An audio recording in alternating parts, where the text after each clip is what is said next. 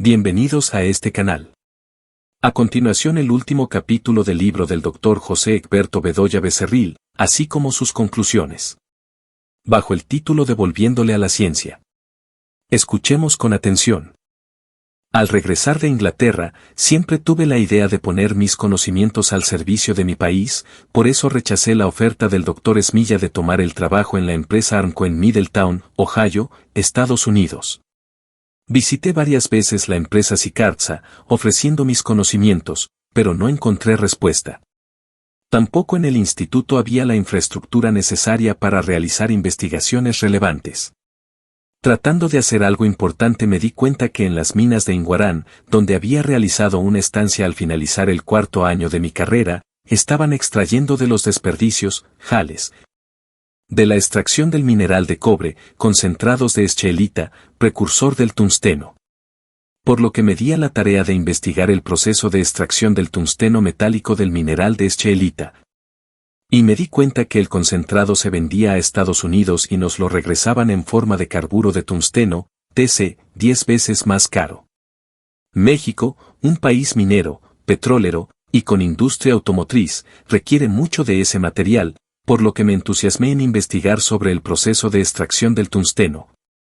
Iniciando las primeras tesis con estudiantes de licenciatura y después de maestría, teniendo como propósito conocer a fondo las etapas más importantes del proceso de obtención del tungsteno y del carburo de tungsteno. Una de las etapas importantes del proceso consistía en la reducción de trióxidos de tungsteno para obtener el tungsteno metálico y sus carburos.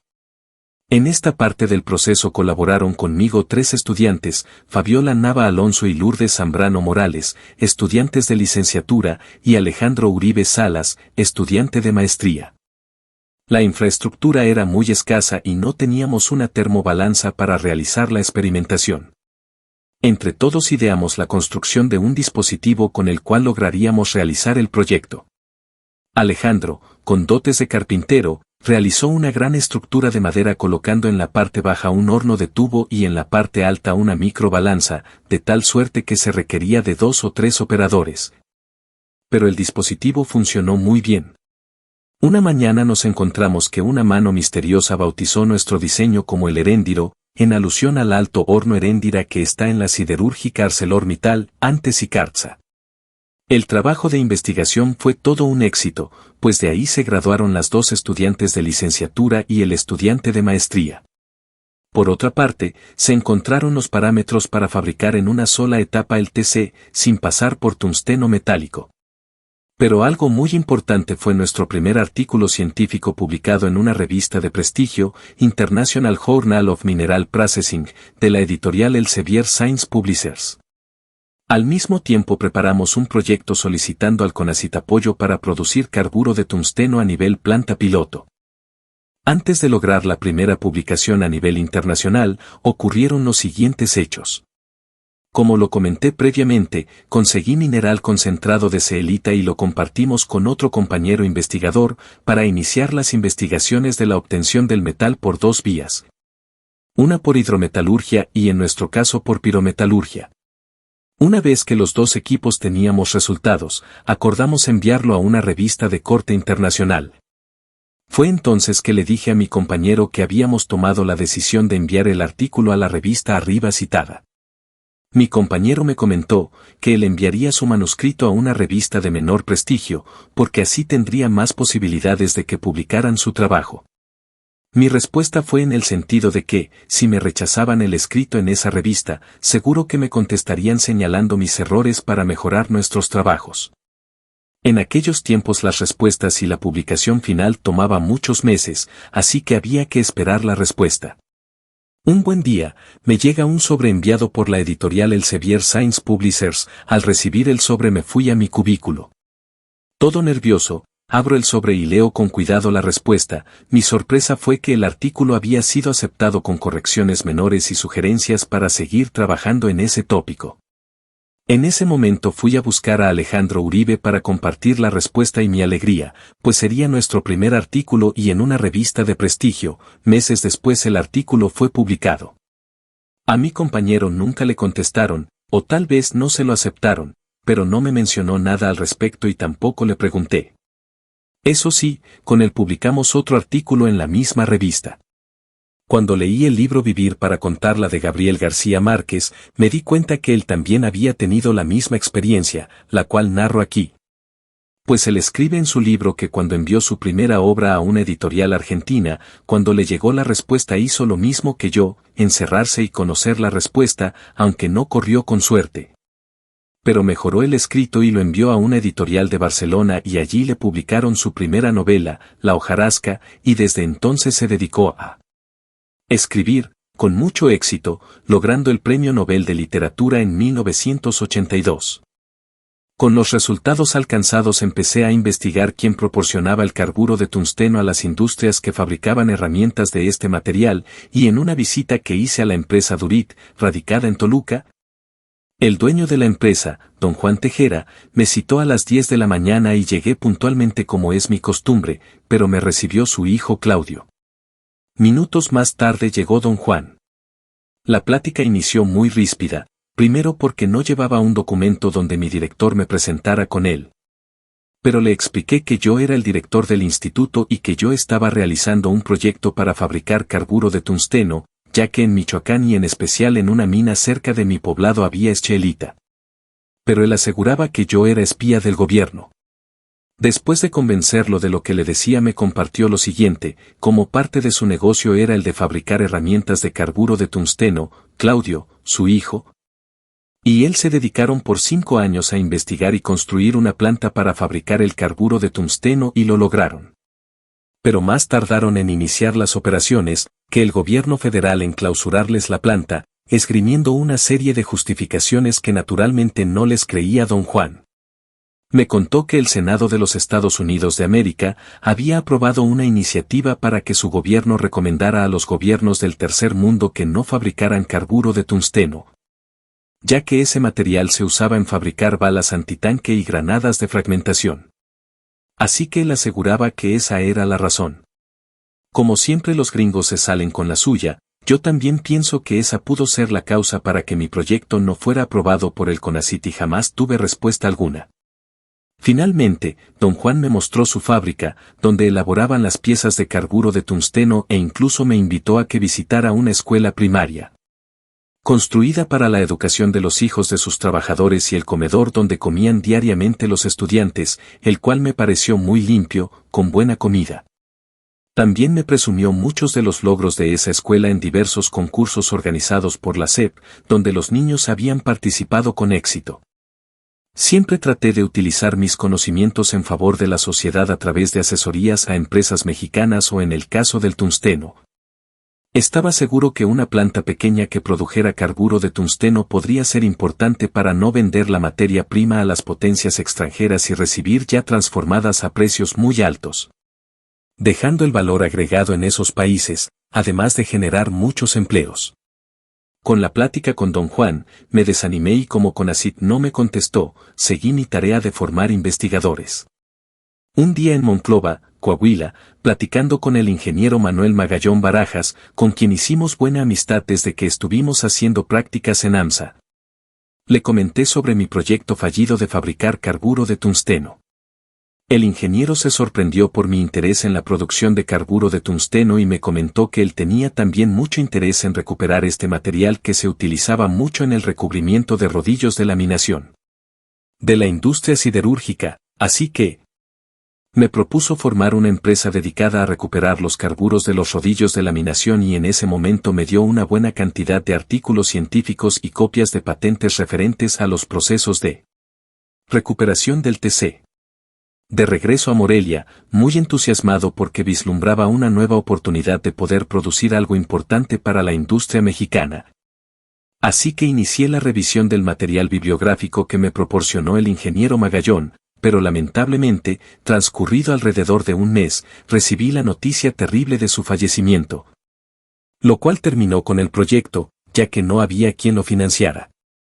Como lo comenté anteriormente, con el ingeniero Magallón tuvimos una buena amistad desde que estuve haciendo las prácticas en la siderúrgica, de tal suerte que cuando regresé de Inglaterra fui varias veces a Monclova.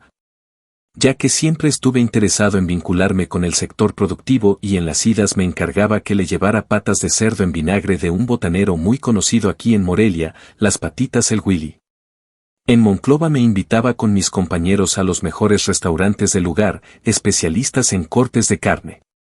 Ahí tuve una muy buena lección, ya que después de terminar la comida, le quedaba un buen trozo de carne, pedía al mesero que se lo envolviera para llevarlo. Quizá hoy esto no sea novedad porque la mayoría de la gente pide a los meseros le prepare para llevar lo que les quedó, pero en aquellos tiempos, gracias a Manuel Antonio Carreño, autor del Manual de Urbanidad y Buenas Maneras, más conocido como Manual de Carreño, quien advertía que era de mala costumbre no dejar una porción de comida en el plato. El ingeniero era una persona muy conocida en la ciudad, ya que era el gerente de producción de la industria más importante de la región y una de las más grandes del país y no hacía caso a dicho manual. A mí también me parecía mucho desperdicio dejar en los restaurantes lo que ya no te podías comer, pero no me atrevía a pedir lo que sobraba, pero a partir de entonces lo hacemos. En una de las visitas a oficinas de la Secretaría de Educación Pública, el rector, licenciado Daniel Trujillo Mesina, invitó al tesorero de la universidad y a mí como coordinador de investigación científica, para gestionar en la SEP asuntos relacionados con el presupuesto de la universidad, sobre todo lo referente a deudos. La visita fue de 2 días, nos hospedamos en un hotel ubicado en la zona rosa y cuando íbamos caminando rumbo al hotel, en un restaurante elegante nos vieron pasar unos diputados federales priistas de Michoacán, que departían alegremente con Alfredo Ríos Camarena, personaje que se hizo famoso por haber defraudado un desarrollo turístico conocido como Bahía de Banderas. Le llamaron al rector y nos invitaron a tomar una copa con ellos. El rector aceptó y nos invitaron también a nosotros. Los representantes del pueblo michoacano estaban tomando coñac Genesee XO, y muy espléndidos nos invitaron lo mismo. Acepto que me dio mucho coraje con esos representantes del pueblo, ya que estoy seguro que, si ellos lo estuvieran pagando de su bolsa no nos hubieran invitado y tal vez tampoco lo estuvieran consumiendo. Pero como el pueblo tan rico de Michoacán les pagaba los viáticos, ¿qué importaba unas copas de coñac? Había oído que ese coñac era muy bueno, pero caro para nuestro presupuesto, con todo y ganas de probarlo, no acepté y me dije, cuando lo pueda comprar lo voy a probar, pero comprado con mi sueldo. Años después, como presidente de la Sociedad Mexicana de Materiales, tenía que negociar en hoteles de Cancún la realización del International Materials Research Congress. Por lo que fui a la Ciudad de México y me entrevisté con personal del Hotel Marriott JW, para plantearles nuestro programa a realizar y las facilidades que ellos nos podían ofrecer, así como la cotización. Una vez terminada la reunión, me invitaron a comer y algunas bebidas. Después me ofrecieron como digestivo, coñac XO, pero no acepté porque pensé que me iba a ver como hambreado. No recuerdo si me tomé una copa de Gran Marnier o licor 43, pero después me quedé pensando que tal vez ellos pensaron, este pobre académico no tiene idea de lo que es el cognac XO. El 11 de septiembre del 2001, fecha recordada por el ataque a las torres del World Trade Center, perpetrado por el grupo islámico Al-Qaeda, lo recuerdo porque estando en Arcachon, Francia, en todos lados se veían las imágenes del suceso en las pantallas de la televisión. Ese día en un restaurante de esa ciudad vimos que en el menú del restaurante ofrecían copas de coñac Genesee XO, que no nos pareció tan caro, por lo que le dije a Tere que me invitara a una copa y fue ese día. Después de 10 años, que probamos el XO, y desde entonces trato de comprar una botella en el duty free cuando salimos al extranjero, me ahorro el impuesto. Las botellas me duran mucho ya que solo de cuando en cuando nos tomamos una copa. En el Instituto de Investigaciones Metalúrgicas, siendo subdirector técnico, echamos a andar la maestría en metalurgia y se asignaron las materias correspondientes a dicho programa. Pero nadie quiso impartir la materia de termodinámica metalúrgica, aunque había 4 compañeros egresados de la carrera de Ingeniería Química en donde se imparte esta materia, más cercana a los tópicos que se tratan en la materia de termodinámica, por lo que me propuse como maestro de dicha materia. El primer semestre fue muy duro ya que yo no había tomado un curso de termodinámica metalúrgica, y para colmo, 2 estudiantes de maestría de los 3 inscritos provenían de la carrera de Química Metalúrgica de la Universidad Nacional Autónoma de México, así que dediqué muchas horas para preparar el curso, el cual impartí durante 20 años ininterrumpidamente. En uno de los semestres en la primera clase, como siempre iniciaba preguntando el nombre, su procedencia, el nombre del asesor asignado y el trabajo de investigación que pretendían realizar. En esa ocasión, después de preguntar a algunos estudiantes, uno de ellos originario de Veracruz, tipo alto, moreno y robusto, me dijo su nombre y su apellido era Moreno.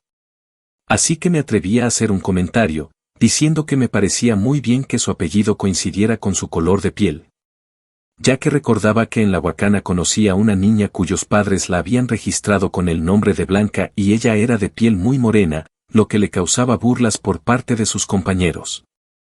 Siguiendo con el cuestionario me encontré con una joven estudiante morena oriunda de Puebla y para mi mala fortuna, me dijo que se llamaba Blanca, no tuve más que disculparme y con pena y todo seguí con el cuestionario. Cuando regresamos de Inglaterra fuimos a visitar a mi suegro Ambrosio que vivía en Huetamo, también vivía ahí mi cuñado Ambrosio, Bocho. Mi suegro tenía unos ranchos ganaderos ubicados entre Huetamo y Churumuco, muy cercanos al río Balsas. En esa ocasión Bocho y yo fuimos a dar una vuelta a 2 de los ranchos, usando un auto safari marca Volkswagen ya que en esos tiempos eran de los vehículos más adecuados para esos caminos, debido a que no había una buena carretera. Estábamos en el poblado Santiago Conguripo, donde confluye el río Tacámbaro con el río Balsas. Por cierto, en ese lugar crecen los pitayos de manera silvestre. No había puente para cruzar el río, así que algún lugareño tenía unas barcazas de madera o pangas para cruzar personas y vehículos. Ese día el río no llevaba mucha agua y yo me bajé del safari y me metí para señalarle a Bocho por donde cruzar, lo cual logramos fácilmente. Llegamos al rancho San Francisco donde el caporal ya tenía un par de caballos para nosotros así que nos fuimos a inspeccionar las tierras y el estado del ganado. Anduvimos muchas horas y ya por la tarde regresamos a la casa donde vivía el caporal y su familia que tenía preparada la comida cena. A mí se me ocurrió que podíamos comer mojarras fritas aprovechando la cercanía del río Balsas, sin embargo, para pescar seguro, se requería una atarraya.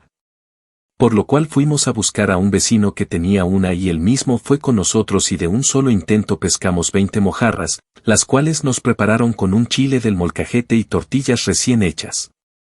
Al día siguiente regresamos a Huetamo y para cruzar el río Tacámbaro en Santiago Conguripo, le dije a Bocho que me bajaba como en la ida para señalar el lugar más seguro, pero él me dijo, no te preocupes, ya sé por dónde. Ingresó al río y todo bien, pero a medio tramo el safari empezó a flotar y la corriente se lo llevaba, pero luego volvió a tocar tierra firme y pudimos llegar a la otra orilla. En la orilla debajo de unos árboles de pinzán había una persona que vendía cervezas, las que enfriaba al enterrarlas en la arena mojada al borde del río. También había un grupo de personas consumiendo cerveza, le dije a Bocho, vamos a tomarnos una cerveza para el susto. Lo cual aceptó sin objeción alguna. Pedimos las cervezas y nos recargamos en el safari, de pronto, se acerca un individuo y se dirige a mí, diciendo, por ahí andan unas personas diciendo que todos somos hermanos. Así que yo soy hermano de mi mamá y de mi papá, pero aquel que me diga eso, pobremente le atarrago mi daga, la que desenfundó al mismo tiempo y apuntó hacia mí, muy cerca. Inmediatamente nos retiramos ya que el susto fue mayor que el de la cruzada del río. Lo que ocurrió es que por esos lugares andaba un grupo de predicadores de los testigos de Jehová y Bocho dedujo que tal vez por mi aspecto, el campesino pensó que yo era uno de ellos. Después del susto nos paramos a tomar una cerveza en el poblado de Santa Rita, ahora sí, para atenuar el susto. Cuando vivíamos en Newcastle, Tere se quejaba mucho del frío, especialmente cuando no podíamos sacar el auto de la cochera por la cantidad de nieve acumulada. Así que teníamos que caminar unas 3 cuadras para poder llegar al paradero del autobús y esperar la llegada, pero mientras esperábamos, los pies se nos congelaban. Uno de esos días Tere dijo muy enfadada, no sé cómo esta gente puede vivir aquí. Yo le dije, ¿te imaginas lo que diría alguien de este lugar que fuera a Churumuco? Una ocasión, ya viviendo en Morelia, Tere me pidió que la acompañara a visitar a su tía, Rebeca Arias, que vivía en Churumuco. Así que programamos la salida y ese día salimos temprano, llegando muy a tiempo para degustar el ceviche de mojarra que tan rico hacen en ese pueblo y unas cervezas que pareciera que las hacen especiales para el lugar. Pues debido al calor se disfrutan mucho, además de que mitigan la sed. Comimos mojarras asadas en horno, cubiertas con una salsa muy rica que es especialidad de ese lugar. Después, visitamos a algunos familiares. Por la noche cenamos en casa de la tía y ya para dormir, nos llevó a la recámara donde nos había preparado una cama. Pero al abrir la puerta, parecía que entrábamos a un horno. Tere le dijo a su tía que preferíamos dormir en unas camas de correas que había en un corredor que daba a la calle, aunque su tía no estuvo de acuerdo, nos quedamos cada quien en una de esas camas. Nos acostamos vestidos y nos cubrimos con una sábana. No pasaron 10 minutos cuando Tere en voz muy baja dice, Egbert, ¿no sientes los piquetes de los moscos? Le contesté afirmativamente, pues los moscos, llamados jejenes, nos picaban aún traspasando los pantalones de mezclilla que vestíamos. Tere sugirió que prendiéramos cigarros y los ahuyentáramos con el humo. Eso duró muy poco y por fin decidió decirle a su tía que yo había olvidado que tenía un compromiso muy temprano en Morelia y que debíamos regresar, aunque no muy convencida, la tía aceptó. En ese momento, enfilamos hacia la Huacana y nos hospedamos en el hotel que solo tenía ventilador, pero cuando nos íbamos a acostar vimos en una de las paredes un alacrán enorme. De cualquier forma, lo eliminamos y nos cercioramos de que no hubiera más en la habitación. Desde ese día Tere dice que prefiere el frío más que el calor. En otra ocasión una tía de Tere, de Churumuco, muy alegre, que le gustaba cantar y tocar la guitarra, nos visitó y se quedó en la casa. Por la mañana, la llevamos a la central de autobuses en nuestra Brasilia. En el camino nos dio un olor fuerte a pies y pensé, le huelen muy mal los pies a la tía. De regreso a casa, le comenté a Tere sobre el asunto y ella también pensó lo mismo que yo. Pero después nos dimos cuenta que había dejado debajo de un asiento del auto un queso que había traído de Poturo y era el causante de ese olor. Nos quedamos pensando que la tía se quedó con la impresión de que nosotros éramos los sucios. En diciembre de 1994, programamos con mi esposa e hijos pasar la Navidad en La Habana, Cuba, justo el año donde se suscitó el llamado error de diciembre.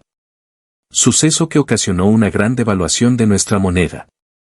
Afortunadamente habíamos comprado los paquetes que incluían pasajes, hospedaje y algunos alimentos, así que emprendimos el viaje a La Habana. Durante ese viaje ocurrieron varios sucesos. Uno de los días en La Habana, fuimos de visita a La Habana Vieja y como en esos tiempos la situación económica de los cubanos era paupérrima, en las calles la gente se acercaba a los turistas a ofrecerse como guía de turistas o pedir cualquier cosa como dulces, playeras, tenis, dólares o a venderte puros. Ese día se acercó a nosotros un chico de unos 11 años y les ofreció dulces a mis hijos en lugar de pedir, también se ofreció como guía de turista, diciendo que era sin pago ya que lo que él quería era conocer más cosas sobre nuestro país. Aceptamos su propuesta y anduvimos varias horas recorriendo La Habana Vieja. Al despedirnos, Tere le ofreció $4, pero el chico rechazó la oferta, argumentando que él nos había dicho que no cobraba y que además eso que Tere le ofrecía era justo lo que su papá como profesor ganaba en un mes. Tere lo convenció de que recibiera eso y que no era un pago.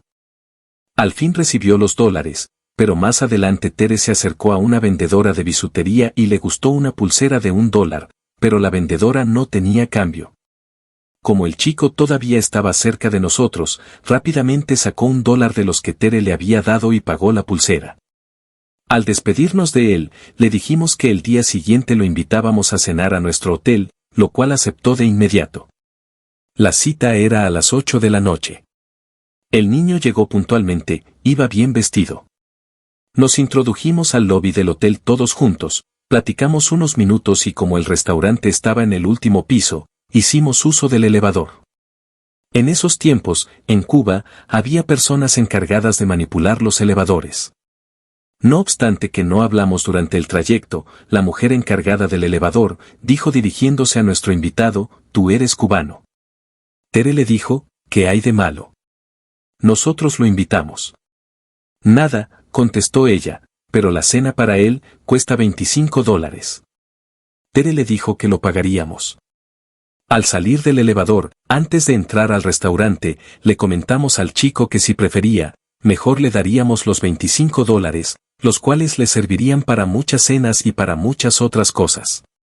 El chico nos dijo que él prefería cenar con nosotros ya que quería saber más cosas sobre México, así que cenamos con él y platicamos sobre nuestros países.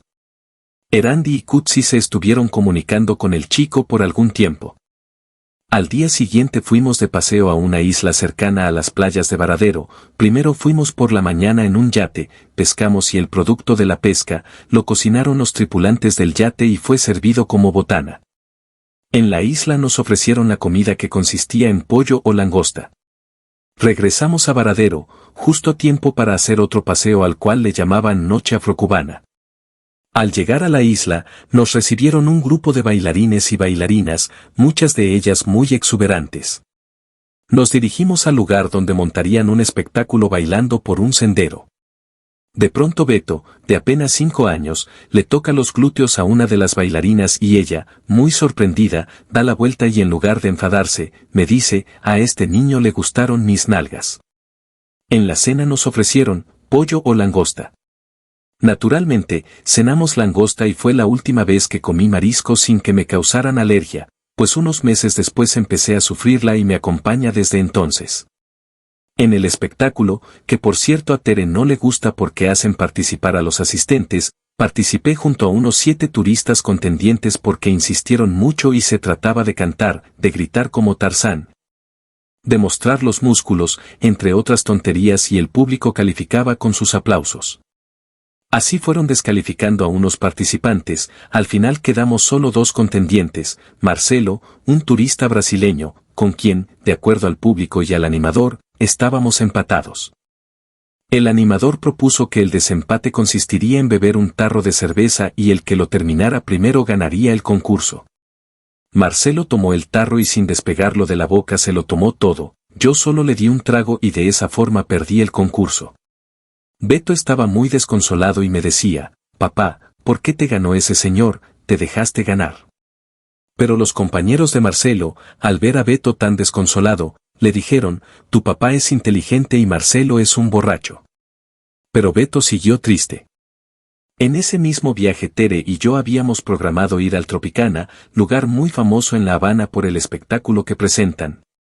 Pero cuando les comentamos a mis hijas del proyecto y que nos hicieran el favor de cuidar a Beto, nuestras 2 hijas también tenían el mismo plan. Les comenté que nosotros ya estábamos mayores y que ellas tenían más posibilidades de conocer muchas cosas más, porque tenían una larga vida por delante. No obstante, el argumento que nos dieron fue que, en ese momento, nosotros teníamos los recursos y que ellas no estaban seguras de que pudieran hacer viajes y disfrutar ese tipo de espectáculos y al no llegar a un acuerdo. Nos quedamos en el hotel donde también había un espectáculo y nos turnamos para ir cada media hora a la habitación para ver a Beto. Afortunadamente mis hijos han podido viajar a diferentes países y conocer las bellezas y costumbres de los lugares que han visitado. En 1993 fui a Nagoya, Japón, a un congreso organizado por el Instituto del Hierro y el Acero de Japón, que por cierto el evento se celebró los días sábado, domingo y lunes. Las actividades iniciaban a las 8 de la mañana, por lo que me presenté temprano, me registré y me entregaron el programa. Revisé el programa y no encontraba la hora y el lugar de la ceremonia de inauguración, por lo que les pregunté a los organizadores y me dijeron que no había tal evento, que solo estaban los salones donde se presentarían los trabajos. Nada de discursos de políticos como en nuestro país, solo trabajo, aprovechando incluso el fin de semana. El hotel en el que me hospedé en Nagoya tenía habitaciones muy pequeñas, pero cómodas y con todos los servicios. Algo de lo que observé es que fuera de las casas en esa ciudad, guardaban bicicletas, zapatos y algunas otras cosas. También me llamó mucho la atención que había muchos lugares donde se jugaba el pachinko. Este juego consiste en que el jugador debe comprar una gran cantidad de bolitas de acero y luego insertarlas en la máquina. En el centro de la máquina hay una especie de regulador y el premio lo logra el jugador que desvía muchas bolas a otro compartimento, por medio de compuertas que controla. Pero estos lugares estaban llenos de humo, pues los asistentes fumaban desesperadamente. El traslado de Tokio a Nagoya lo realicé en el tren bala, con la intención de conocer ese medio de transporte que se decía el más rápido del mundo, pero el regreso al aeropuerto internacional de Narita lo hice en avión. Por lo que le pedí a los recepcionistas del hotel que me dijeran dónde podía abordar un transporte colectivo para que me llevara al aeropuerto, ya que el transporte en taxi es muy caro y mi presupuesto era corto. Me dijeron que en la estación de Nagoya podía abordar un autobús que iba al aeropuerto.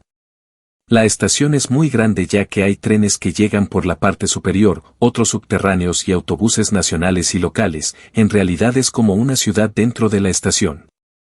Me trasladé del hotel a la central en taxi. Al llegar a la central, preguntaba a los japoneses que encontraba en la terminal, donde estaban los autobuses que van al aeropuerto y no me entendían.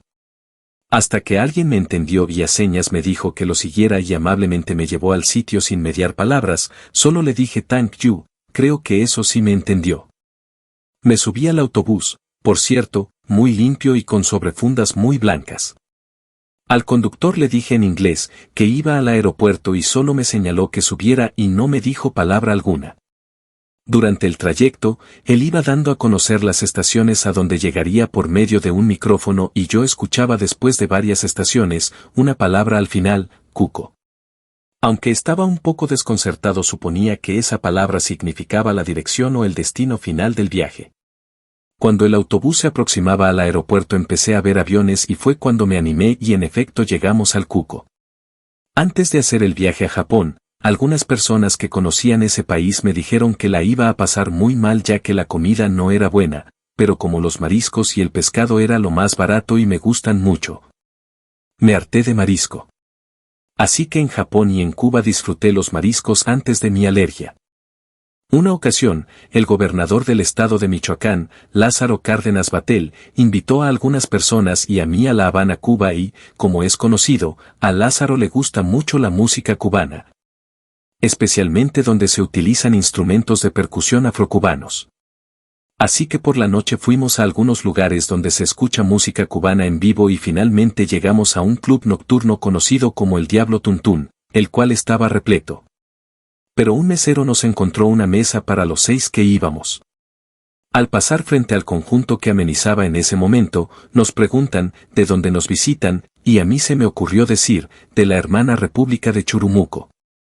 De inmediato, la animadora, micrófono en mano, dice, nos acompañan de la hermana República de Chumuruco, y en ese instante un grupo de personas de la región de Huetamo, que se encontraban en una mesa un poco alejada, gritan a coro, Churumuco. Además, 2 de ellas conocían a Tere, al gobernador y a mí. Lázaro Cárdenas conocía que en Michoacán había alrededor de 18,000 personas con problemas de la vista, como cataratas y carnosidad, terigión, que no tenían recursos económicos para corregir el problema y el sector salud no tenía la infraestructura y los médicos suficientes para resolver dicho problema. Por lo que pidió el apoyo al gobierno cubano que cuenta con un buen sistema de salud. El gobernador fue a La Habana a entrevistarse con el comandante Fidel Castro y me invitó para que lo acompañara, lo cual me dio mucho gusto ya que tendría la oportunidad de conocer al comandante Castro que tanto admiro. El día de la cita, llegamos puntuales a las 7 p.m., Lázaro, un brasileño y yo. Nos recibió muy afable y dijo, ¿qué les invitaré para tomar? Yo le dije, un mojito nos caería muy bien. Pero respondió rápidamente, lamento no tener tequila para invitarles, pero les voy a invitar una taza de chocolate. Pidió que trajeran chocolate caliente y mientras tanto nos dio una cátedra de lo saludable que es tomar chocolate con una buena porción de cacao, ya que es rico en flavonoides. Estos son un antioxidante vegetal que pueden inhibir la oxidación del colesterol malo, combatir la formación de coágulos sanguíneos, regular la respuesta inflamatoria de los vasos sanguíneos y controlar la presión arterial. Nos dijo. Unos minutos más tarde, trajeron una jarra de porcelana blanca y pequeñas tazas donde nos sirvió el chocolate.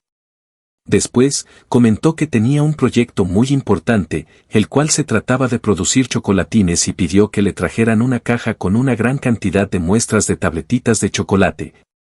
Y nos daba a probar cada una de estas, pidiendo que nos dijeran el sabor de cada uno de los chocolatines. Así, por ejemplo, decía, traen el sabor naranja, el número 18, el sabor anís número 23, el 57, sabor curry. Entre chocolatín y chocolatín, se le trató el asunto, y así llegamos a la 1 de la mañana, y a esa hora llamaba a representantes del programa Operación Milagro en Bolivia y en Venezuela, para conocer el número de operados. No contento con las respuestas, llamaba a una colaboradora en La Habana para constatar los datos que le hacían saber los responsables del programa en esos países. Después comentaba que sabía más la auxiliar en La Habana. Un poco antes de las 2 de la mañana nos habló de la generación de energía eléctrica, utilizando máquinas de combustión interna para poderlas ingresar a la red y retirar de acuerdo a la demanda. Eso ya lo platicamos de pie. Cuando estábamos en uno de los pasillos, ya de salida, dijo de pronto, olvidaba que me pidieron un mojito, y lo mandó pedir. Así que nos tomamos el mojito, parados a las 2 de la mañana. El programa se echó a andar para los michoacanos operando a alrededor de 5.000 personas. Ireri Suazo, encargada del programa Operación Milagro, nos contó que uno de los pacientes que iban a Cuba, cuando iba rumbo al avión, arrastraba los pies por la inseguridad que le causaba el no ver bien. Una semana después de la operación y al descender del avión, presumía con mucho gusto que podía marchar y hasta correr. El programa consistía en enviar, cada semana, 100 pacientes acompañados por un familiar, a los que alojaban en un hotel en La Habana. El gobierno cubano apoyó con la operación, transporte, alojamiento y alimentos. La turbocina, para los aviones, la proporcionó el gobierno venezolano, encabezado por el comandante Hugo Chávez, a quien visitamos previo a la visita del comandante Fidel Castro. Ahora que escucho en los medios sobre la falta de médicos generales y especialistas, me dio gusto que el gobierno cubano regalara al estado de Michoacán 2 equipos para que acá se continuara con las operaciones. El gobernador Lázaro Cárdenas me encargó que consiguiera una casa para acondicionarla, equiparla y continuar con el programa. La casa equipada se ubicó frente a la primaria José María Morelos de Morelia, pero no se logró contratar oftalmólogos. Incluso, un joven médico que se especializó en La Habana y conocía con perfección la técnica, no aceptó hacerse cargo del programa, aduciendo que el colegio de oftalmólogos lo expulsaría de la organización. La carencia de médicos especialistas desgraciadamente sigue, ya que los colegios de médicos se oponen a que haya más especialistas, evidentemente para no tener tanta competencia. Por lo que el presidente Andrés Manuel López Obrador ha tomado la decisión de lanzar un programa para doblar el número de plazas para formar especialistas en México o en el país que los pueda formar. Asimismo, fomentar la contratación de especialistas para lugares apartados y complementar con especialistas cubanos. Aún así, la oposición al gobierno levantó gran escándalo por la contratación de médicos cubanos que atenderán en los lugares más apartados de México. Esto me trae a la memoria casos que conocí en mi infancia cuando alguien moría por peritonitis o por heridas que bien se podían curar, pero por la falta de médicos, su destino era la muerte. Conclusión. Finalmente agradezco a mi familia y amigos que me animaron a dejar por escrito parte de lo que fue mi vida y la oportunidad de agradecer, aunque sea post-mortem, a mis padres que me encausaron y apoyaron denodadamente para mi formación aun y cuando mi madre nunca fue a la escuela, me decía que quería que estudiara para que fuera un gran hombre, útil a la sociedad, y mi padre que puso todo su empeño para que ingresara a la escuela secundaria y toda una estrategia para que no abandonara mis estudios. En estas memorias relato algunos pasajes de mi vida, la que he vivido plenamente, y aunque he dejado de hacer muchas cosas, siento que, como ciudadano de este mundo, aporté algo en la educación, en la ciencia y tecnología. En la educación de mis hijos, a quienes les inculqué la cultura, de la honradez, del humanismo, el respeto por el medio ambiente, y aunque no me considero ecologista, siempre he pugnado por contribuir en algo por erradicar las prácticas consumistas. A mis nietos, Luciana, Ricardo y Carlos, les pido que honren la memoria de su bisabuela Matrinidad, estudiando para convertirse en personas útiles a la sociedad, practicando el humanismo, que tanto hace falta en esta sociedad individualista permeada por un capitalismo brutal.